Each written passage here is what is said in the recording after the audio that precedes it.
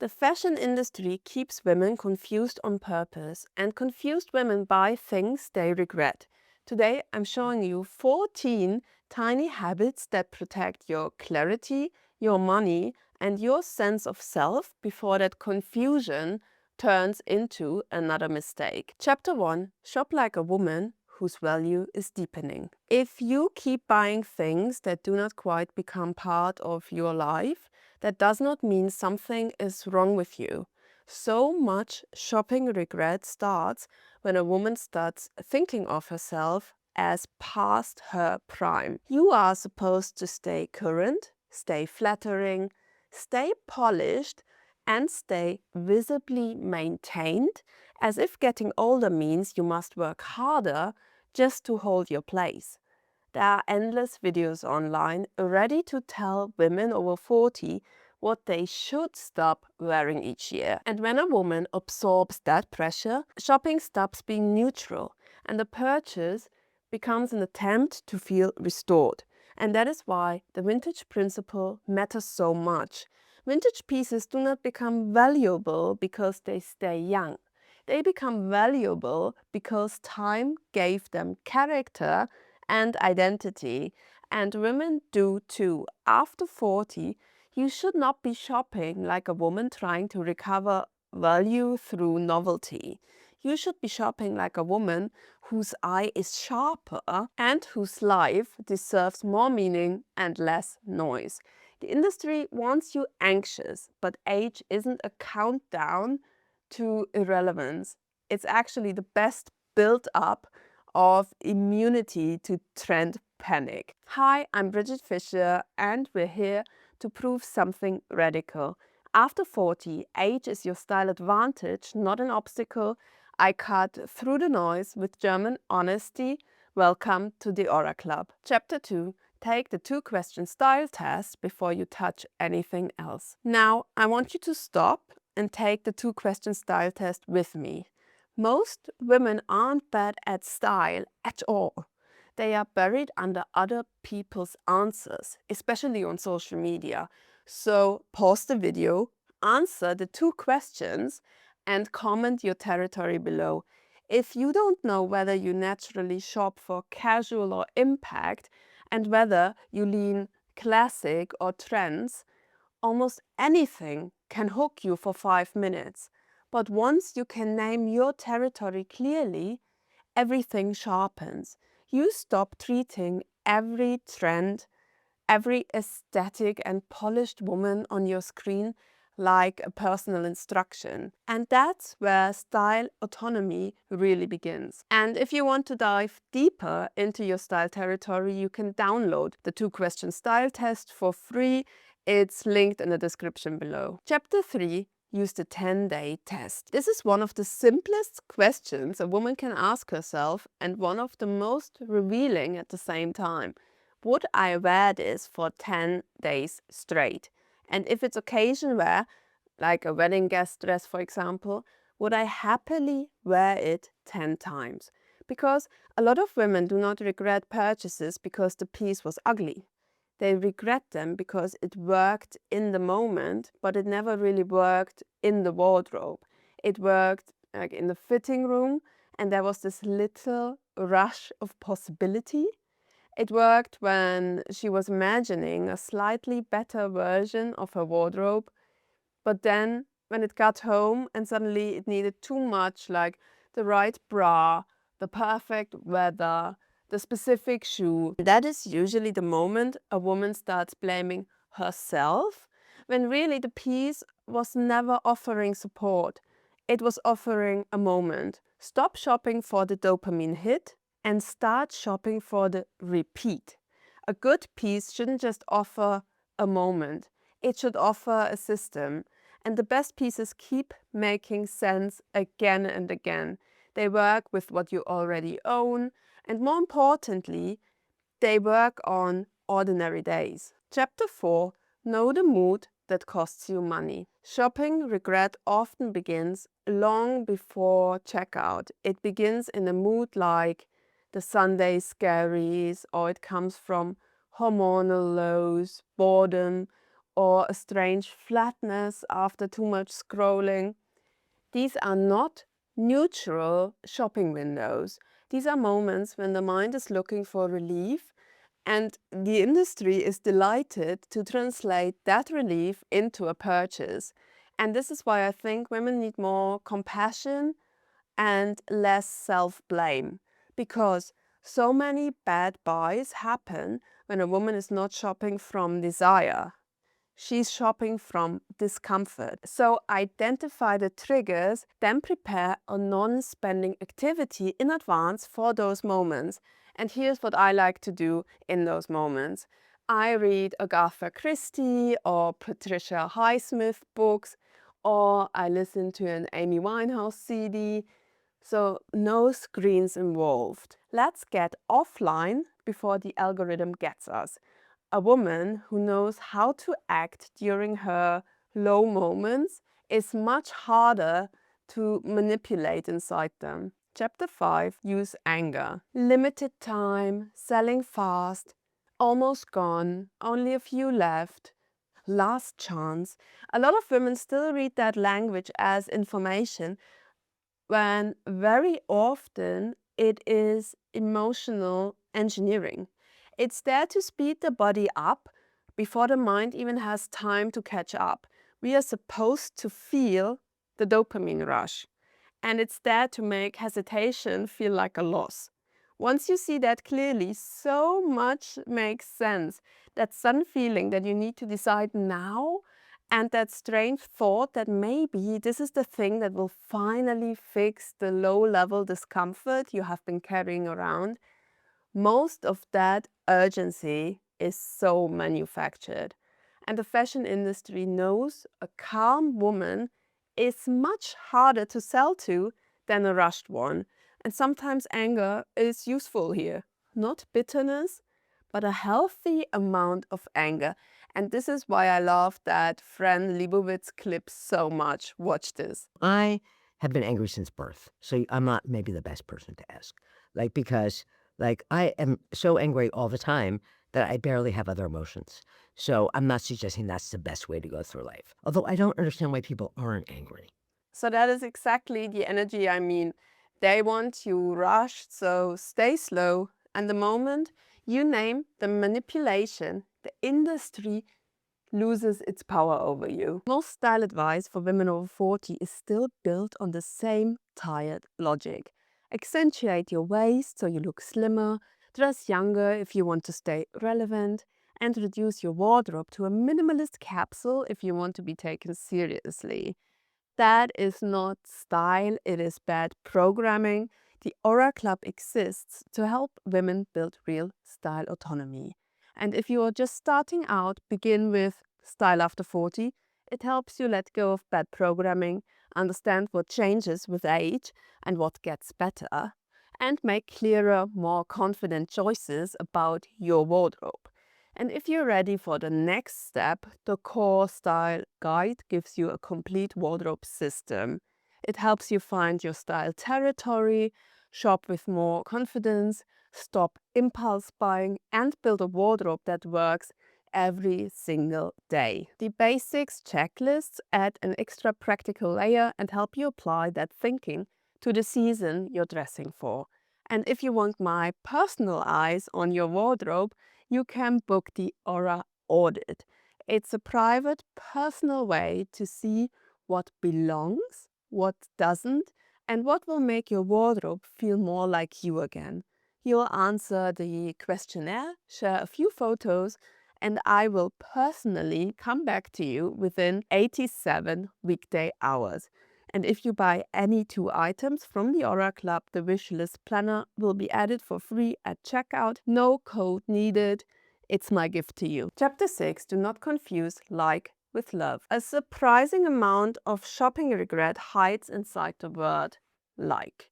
A woman sees something and thinks, I like this. It's nice. It's good enough. And to be fair, in today's shopping environment, it's genuinely hard to find something you love. There's so much sameness and so much mediocre quality. I almost wish like an extra large would be bigger, but then I want it to be shorter. I just feel like so many of these places don't know how to make the perfect length jacket. If it was a little bit shorter, it'd be perfect. I feel like you could find a better, smaller designer that would do something like this and it would actually be a brand worth investing in or something vintage. That a lot of women end up settling for like because it feels practical. And sometimes that is practical. If you really need a black heel for an event, like may be perfectly enough. Not every purchase needs to be romantic, but that is exactly why the love versus like pause matters. You need to know which kind of purchase you are making. Is this a practical placeholder, or am I pretending this is something more special than it really is? Love belongs in your territory, it supports your presence, and your eye returns to it without effort. A grown woman may occasionally need to buy for function, and that's completely fine, but she should know when she's buying a practical placeholder and when she's bringing something real into her wardrobe. And that honesty alone prevents a lot of regret. Chapter 7: Do not let luxury content redefine your standards. Luxury heavy content does not just show expensive things, it quietly teaches women what level of polish, status, and visible upgrading they are supposed to aspire in order to remain relevant. And the message is subtle but relentless. If you do not look expensive and a little elevated at all times, maybe you've let yourself go. That pressure lands especially hard on women over 40 because age invisibility culture is already whispering that we need to work harder just to stay visible. So a woman starts looking at the bag, the shoe, the coat, the jewelry, not as objects anymore, but as evidence. Evidence that she has not fallen behind. And that's not inspiration, it's pressure. So unfollow the influencers who keep portraying luxury items as the baseline. If someone's content consistently leaves you feeling underdressed, underfunded, or slightly behind, that's not helping you cultivate style. It's helping the industry destabilize you. Price is not proof of taste, so don't let someone else's status signaling define your standard of presence. Small note, I'm often asked about the specific pieces I like, so I've linked some of my favorites below. I'm not here to push products, but I'm always happy to share good pieces when they're worth sharing. Chapter 8: Look at your own wardrobe like it matters. One of the industry's most profitable tricks is making women stop seeing what they already own. A woman can have beautiful shirts, strong trousers, good shoes, and still stand in front of her wardrobe feeling oddly empty, just because she has been trained to relate to a wardrobe through lack. Something newer, fresher, more elevated, more current always seems to be elsewhere. So before you buy anything, shop your own house first. Open your wardrobe like a woman who has never seen it before. Try things on, rebuild outfits, pull out the pieces that still carry you, and notice what still has line and still has ease in it.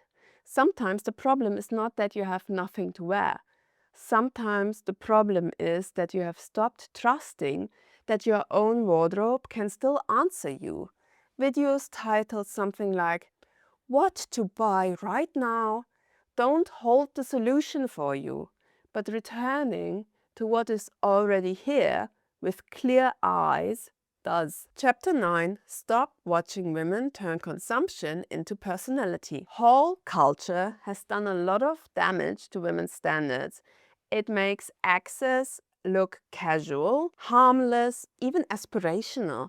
It turns armfuls of purchases into entertainment. It normalizes constant buying, constant unboxing, and constant updating. But haul content is not style guidance. It is consumption theater. And if you watch enough of it, your sense of normal starts shifting without you even noticing. Suddenly, a calm wardrobe starts looking underdeveloped and repetition starts looking lazy. The woman who buys 3 pairs of shoes in a month starts seeming normal, and the woman who repeats what works starts seeming uninspired.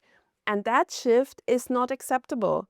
It might come across as light-hearted inspiration or entertainment, but here's what I would do. Protect your mind from women who make overconsumption look like a personality. Unfollow the haul accounts. Unfollow the influencers who encourage excessive consumption. Because Aura is not built like that. A woman with real presence does not need to keep proving she is still interesting by buying more and more every week. Chapter 10, build a closet that supports your life, not just your mood. A lot of wardrobes are full of performance and short on support. I used to have a wardrobe like that. Too many statement pieces, too many one-off fun buys, too many items chosen for a mood instead of a life. And that is why style uniforms matter. And that is why the 70-30 wardrobe rule is so useful. About 70% of your wardrobe should be reliable foundations. These are the things that support your actual week and your actual routines. And then 30% can be statement pieces, specialty pieces, and the items that express your personality, the dopamine pieces. The industry loves an all-statement closet because it looks exciting online and chaotic in real life. It keeps women shopping because nothing quite settles into a real system. Nothing mixes easily. And real style isn't constant reinvention, it's deep recognition actually. And a style uniform is not a fashion prison, it's your foundation. A style uniform gives a woman a reliable base from which personality can actually shine. And if you want to build that 70%, 30% wardrobe properly, watch my video on style uniforms, because that is exactly where this starts becoming a power wardrobe instead of a pile of unrelated purchases. Chapter 11. Break the shortcut between emotion and checkout. Delete the shopping apps. The industry has made shopping frictionless on purpose. It wants boredom and low moods to have a direct checkout path. This matters because too much modern shopping is not intentional. It slips in through small openings in the day, like a dull moment, a little boredom, a little scrolling. And suddenly you're buying something you would never have gone out into the world to buy with a clear head. So remove the temptation. You do not need constant access to your triggers. Friction is your friend here. If it's too easy to buy, it's too easy to regret. So put some distance between your mood and your money. Chapter 12, if it's overflowing, raise the price of entry. So when the closet is already overfull, one in, one out is too gentle to change anything. At that point, it needs to be 1 in, 2 or 3 out. And that's not a punishment, it's correction, because an overcrowded wardrobe is not neutral. It creates noise, a duplication, guilt, fatigue, and that maddening feeling of having too much and somehow still not enough. The industry does not mind women drowning in volume. In fact, it benefits from it. So if your wardrobe is already beyond manageable, the price of entry for anything new needs to rise, because you need a calmer environment in which your standards can function again. After 40, style should be getting more exact, not more overloaded. And this is another form of style autonomy in practice, not letting chaos make your decisions for you. Chapter 13. Make the mistake annoying to undo. Impulse shopping survives because the aftermath is often too easy. Buy the thing, feel weird about it later, toss it in a donation bag and move on, and then repeat. And that is why the hardest way out rule is so useful. So if you buy something impulsively, make it real work to get rid of it. List it on eBay or Vinted. Write the description, answer the messages, deal with the inconvenience from selling something online, because we need consequences. Only if it doesn't end up selling, then you donate it. The modern shopping environment is built on a dangerous imbalance. It's too easy to buy and too emotionally painless to forget. And once offloading becomes a chore, the romance around the next little treat starts fading very quickly. A woman becomes much more thoughtful when she knows she may later have to do the admin of her impulse purchase. Chapter 14. Only bring home what you're willing to care for. Treat every item as if it has a soul and you are its lifelong guardian. So before you buy, ask yourself whether you're actually prepared to care for this for its whole life. That means cleaning it, storing it, repeating it, maintaining it, maybe even repairing it at some point. And if the answer is no, just leave it there. That is part of the vintage principle too. The right things deepen through time, use, care, and relationship. And I think that is a much more beautiful way for a woman to shop after 40, from the quiet power of knowing that what belongs to you should be worthy of your care. And if you want to understand how the internet taught women to hate their bodies, I break it down in this video here. And always remember, confidence looks good on you.